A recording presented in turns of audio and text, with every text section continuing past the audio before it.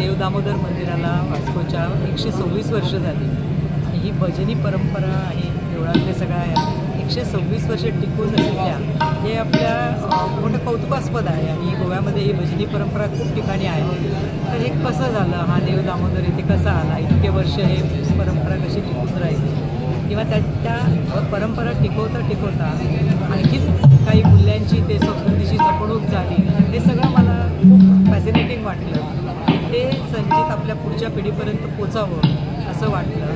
त्याच्याशिवाय जे खरं त्याच्यातलं आहे ते जे फॅक्ट्स काही डिस्टॉर्ट न होता लोकांपर्यंत जावे असं वाटलं, म्हणून या पुस्तकाचा प्रपंच केला. काय आसता हें वदळ सांगिल्ले प्रमाणे हें वास्कोचें मूळ स्थान आनी जर तर आमी आज प्रत्येक गोंयची कला आनी संस्कृती म्हणीन ही तर जपपाक जाय जाल्यार ह्यो आमी इतिहास भुरग्यां पर्यंत पावोवपाक जाय फुडले पिळगे पर्यंत. कांय आज टॅक्नॉलॉजीच्या माध्यमांतल्यान असल्यो गोश्टी वयर सरना, बाकीच्यांचेर भर जाता, त्यो सरच्योच.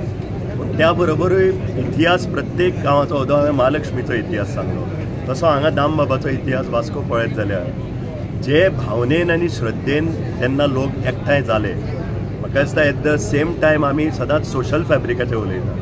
हांगाय पळयत जाल्यार जोशी घराण्यान सोशल फॅब्रिक तयार केलें. प्रत्येक प्रतिनिधी, प्रत्येक जे समाजाचे प्रतिनिधी घेवन एकठांय आयले आनी त्या देवाक सोबा सारको मान दिलो आनी ताका लागून हो आज सप्ताह म्हणजे पयलीं अण्णा केन्नाय सांगी हांगा 2-3 दुकानां आसतालीं गे तांच्या घरा भोंवतणी.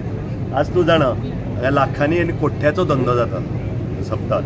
पूण सबन समाजाची प्रगती जावची आनी ती ताजें ब्लेसिंग दामोदरान दिला, देव दामोदरान, अशें समजून लोकांनी एकठांय येवन हो सदांच साजरो करचो. आनी आज एकदम बरी गजाल आसा की ललितावयनी जोशीन आज पुस्तकाचें विमोचन केलां मुरगांवचो दामबाब. हे खरी हिस्ट्री.